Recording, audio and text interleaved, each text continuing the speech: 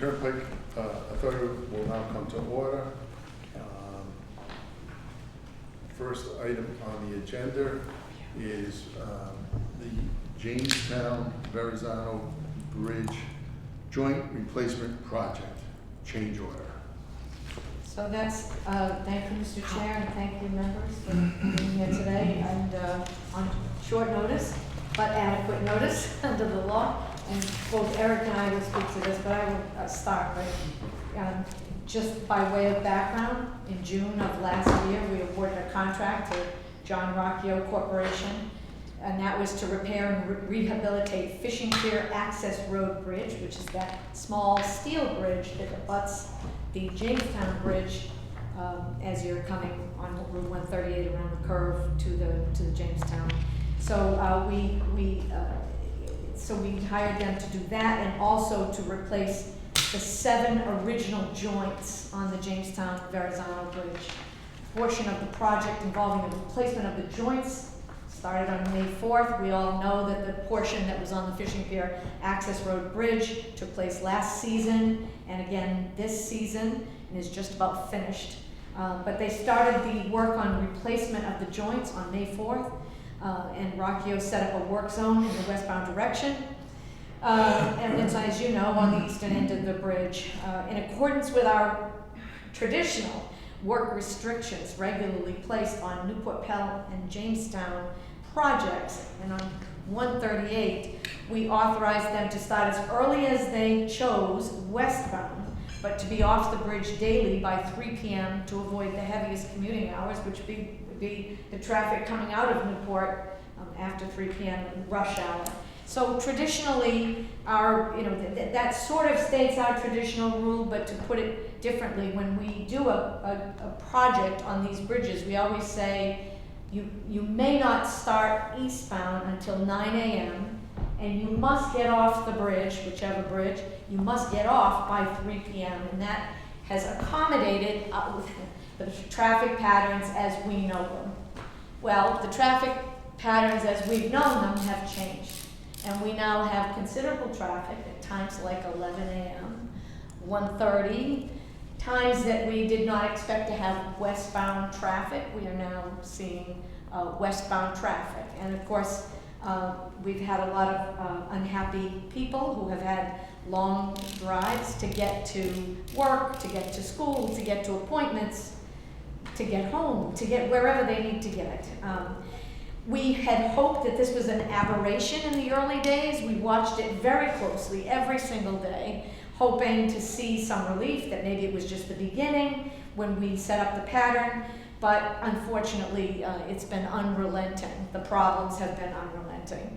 So we went back to our contractor and asked that the contractor work up a night proposal. Contractors will tell you that today, the public really doesn't have much tolerance for traffic delays. Everybody wants to be, of course, and it's understandable, they want to be where they need to be at the time, and they don't want to be delayed. And so much of the industry is going to night work for that reason. But we had hoped, because of our traffic patterns, we did not expect the problem that we're seeing. So we went back to Rocchio and asked them to estimate this contract as a night job, and the night job, Eric and his team worked with John Rocchio Corporation and their team, and it will cost an additional $1.8 million to do it as a night job. That's a lot of money. We've scrubbed it, and I'm going to let Eric speak to the actual details of the proposal. But I did add in this that if we had bid this project in the beginning as a night job, and had we known to do that, because we had some inkling that the traffic patterns has changed, which we really did not. But had we done that, we would likely have incurred most of the additional 1.8 that Rocchio is now requesting to do the change order. So really, this is being responsive to our communities. We have to be a good citizen in our host communities, and these communities need us to get them where they're supposed to be. And we've heard them loud and clear that, you know, everybody's saying, you gotta help us out, this is a long-term project. It will go through this season, it will end this season. The work has to end this season because of the nature of these joints that are replacing the original 30-some-odd-year-old joints. So it will end, but we need the patience of the public, and the way to get the patience of the public, we hope, is to go to night work. And the last thing before I turn it over to Eric that I will note is that Rockio gets off, they start at 5 a.m., so the terms of the contract will start as early as you want. They start at 5 a.m., they finish at 2. When they finish at 2, the traffic opens right up. We've all read about I call them work zone covers, because that's really the correct term. You know, these joints are work areas, and they're covered by a bump, and the bump is raised. It originally was 3 inches. When everybody said it's a ski jump, or it's a speed bump, or it's a whatever bump, we did our best to lower it. We could only lower it 1/2 inch to 2.5 inches. People ask, why is it raised? The answer is that this new joint work that's going underneath has to have like I'm gonna call it a tent, has to have clearance above it. So that's why they are not flat plates as you might see somewhere else with something, so you ride over something and you say, I just rode over a plate. But those will disappear once they're complete, yeah? Absolutely, they disappear every morning, of course, and now it will be every night, but it's a cover for the joints that they're working on. When they're done that day, they go back down and they're bolted down. When they come back, pick them up. So that's, so we will still have those, but what we see is that the traffic opens up as soon as the workers leave the work zone. So it's the taking of a lane that's causing this backup, not the bumps. What, if I may, before we turn it over to Eric, a couple of things. Knowing what we know now, moving forward, I would expect, I would hope that we get pricing to do night work on projects. For example, when we do the deck of the Newport Bridge, we're going to get that one's going to be a different animal. That's going to be We're going to have only 3 lanes regardless whether we work day or night. So what it's going to come down to on that project is managing when we have 2 lanes open to which direction. And I've already reached out to HDR, our program manager, on that one and said, let's take another look at traffic numbers. I said, because regardless, we're only going to have 3 lanes. It'll never be open to 4 lanes while we're doing the deck work. Well, let me ask you something. Again, I don't know. You know when you go to Boston, they have that machine that moves the barriers?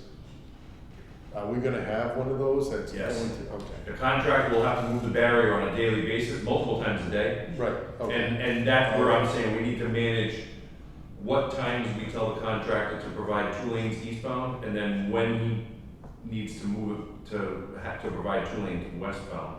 But again, they'll probably be doing a combination of day and night work on that project.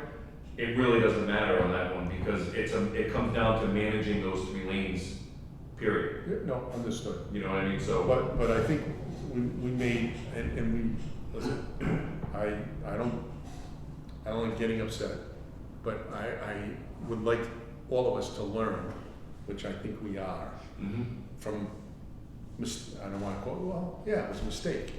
How do we not make the same mistakes moving forward?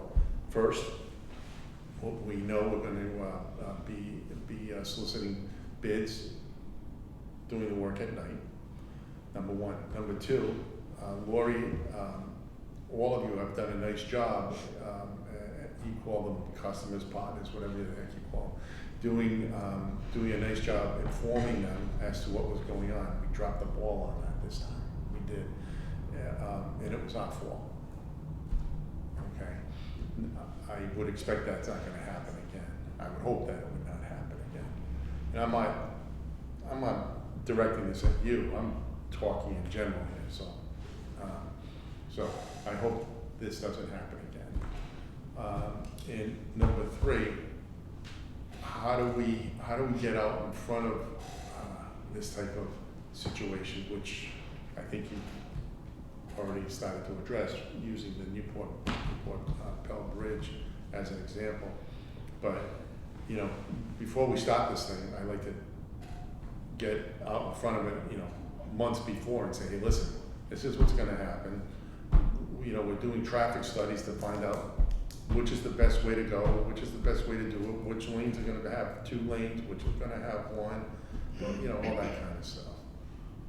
So, getting back to this thing, when would they be able to start at night? Next Monday? It would be next Sunday night. So they would be working on a Sunday night through Thursday night schedule. Beautiful. And so what time do they start, Eric? We looked at hourlies, again, we wanted to look at the gantry numbers, and it looks like the best time window is from 7 p.m. until 7 a.m. So be off the bridge by 7 a.m. That's based on the volumes that came through the gantry hourly. Okay. That looks to be the best window. Okay. 7 p.m. to 7 a.m. Right. Okay. And that could be adjusted if need be? Yeah, I don't see that there would be an issue with them being able to adjust if there's a major problem, but, I mean, because I think if it's adjusted at all, it would only be somewhere between the 6 p.m. and the 7 p.m. timeframe. Yep. So it'd be a small adjustment. You'd really just be kind of dialing it in at that point, and there's probably enough variable where that may change it. I mean, And it's your feeling from past experiences that had we asked for night work. Night work originally, it wouldn't be much cheaper or? No, night work always comes at a premium, and no matter what you do, it comes at an increased cost because there's a loss of production, there's a higher risk, there's inefficiencies that are just built into night work. So when you bid night work, it costs you more to begin with. What do you mean inefficiencies such as? You have to work under lights, you know, you're working with shadows, you're working with increased safety requirements because of obvious, you know, live traffic, you know, there's a lot of things that contribute to inefficiencies at night. Okay. But go ahead, Karen. Well, I would imagine there's like a shift differential or whatever. where There's they're a- getting there paid is, more there's a working shift at night as differential. well. Do you lose more people at night? The contractor has already expressed concern about turnover. Especially for this project being a 6-month duration, Yeah. they're already anticipating they're gonna lose people and they're gonna have to replace them. So they built some of that risk into this because if they lose people, that puts their schedule at risk and they have to be done by November 1st on the project. So they're gonna have to be prepared to pull more people in as replacements for people that. Do they get these people from the union hall? Yeah, they'll Pull them off the bench, right? Yeah, from all the different trades, yeah. Understood. So if they get burned out, you know, and then they may just say, I can't do this anymore, it's affecting my personal life, whatever, and then we'll have to be ready to replace them. So that's all, that's a lot of what's built into this as far as part of that risk as well. You have more questions? Yeah, are you suggesting moving forward that all bids for, say, Jamestown and Newport are solely bid for night work, or that it's like an alternate? Or both. So So you you would have have, someone bid a day and a night job for Yeah. every, that's what I'd like to see, if Yeah. that's possible. Yeah, so I think, I just want to clarify, I agree that, and we've already discussed moving that direction where we can have both options be priced, and that way you can see what the difference is. But it makes sense mostly for projects that are done in such a manner that at the end of the work shift, you've restored all of the lanes. That's why I'm making the point that on Newport Pell with the infra projects, that's not gonna be the case. Once we take it down to 3 lanes, it remains 3 lanes. So night work doesn't affect anything. It really comes down to managing which direction the 2 lanes exist and at what time. But You're never restoring that 4th lane until you're typically done. there's less traffic at night than during the day. There is, but that's within barriers, so the amount of traffic doesn't matter. Because because you're working behind barrier and you're never restoring that 4th lane But how can it not matter? If there's gonna be less people on the roads, there's gonna be less backup at night. Because they exist whether they're working or not. If that work pattern was empty, the lane is still unavailable because there's deck that's been removed. So it doesn't matter. The traffic will be there 24/7, whether they're working or not. So mandating night work will only cost you more money and will have no benefit to the traffic. That one's a unique case because of the way it has to be done. If it was being done in a manner where they were able to, at the end of the shift, open up the fourth lane, makes total sense to say, do it night work and then have it open during the day. I don't follow. It's gonna be 3 lanes, That I all understand. day and all night, I and they're working behind the barrier, understood. so, What you're missing, excuse me, Karen. no, go ahead. What you're missing is, the deck is removed. Right, right. Yep. One lane is removed. No matter what. Physically not there. Understood. So you've only got 3 lanes to work with, so typically what would happen, during the daytime, early, the traffic is heavy inbound. Right. And so you'd have 2 lanes inbound in the Right. morning, and then switch Switch the it, barrier, right. and have 2 lanes westbound in the afternoon. That's what it is. But no matter what, that deck is still dug up, it's still being worked on, so it's never accessible. That's the point that Eric's trying to make. So you have no option other than moving the Well- barrier, that you can't restore the fourth lane. Until you've The guys restored the working deck. aren't affecting the Right. traffic at Well, all because replace they're the behind the barrier. Well, yeah, Yeah. but Yeah. that's. And there's the- only 3 lanes So to no deal matter with. what, no right, matter matter what. Right, that project becomes, like I said, it becomes it's how you massage when 2 lanes occur. That's all that project becomes, whether they work day or night. And I anticipate they'll be working probably a combination of days and nights, based on how they did the last deck rehab project. They did a lot of the hydro demolition, for example, at night, in the photos, it's all night. So they'll probably be doing both anyways, but again, that traffic is really independent. It's how we manage who has 2 lanes and when. And And you'll that's figure- what we're taking another look at right now, to make sure that we're gonna put the right windows in there, because the contractor will be responsible using the zipper machine that moves the barrier to make those moves at the times that we specify. Okay. So, and that's what we're taking a look at right now. We have a meeting actually Thursday to discuss that more. So, but certainly on any future projects, when they're of the nature where we're putting a plate back, for example, to get the lane back into service, we'll certainly look at days and nights as options. So like Karen and I were saying, coming in here today, we were coming east Mm-hmm. towards Newport, and you had the right lane, the Bridge and Turnpike, which was shut down much longer than what was going west, and there was nothing. You just blew right through it. Yeah. Like, the guys were painting the bridge or whatever they were doing over there. I'm sorry? The railings. Yes, the railings, yes. Yeah. And the other side, going west, was backed up. Yeah, exactly. And But- normally at that time that you were coming over, neither side should have been backed up with a lane closure. That's how this is, again, we've never seen this type of. And the reasons why, it can't just be the Naval War College it can't be, there's not, It's the Washington Bridge. you think so? It's, Why the the? East Bay, many people in the East Bay would rather come south to go north than make their way over the Washington Bridge. But why? Because then you're gonna catch it anyway. It could also be, I was thinking about it, it could also be people avoiding the Mount Hope Bridge. We have construction on the Mount Hope Bridge as well. And I think people are using just Google Maps and saying, how do I get there? And if it shows them that it's 2 minutes shorter coming this So way, you they come this think way. they're afraid to go over the Mount Hope Bridge? Well, it could be some of that too. We see what's out there on social media. No, I There's think the point is because they were doing work, there's also some traffic on the But it's mountain. not like this.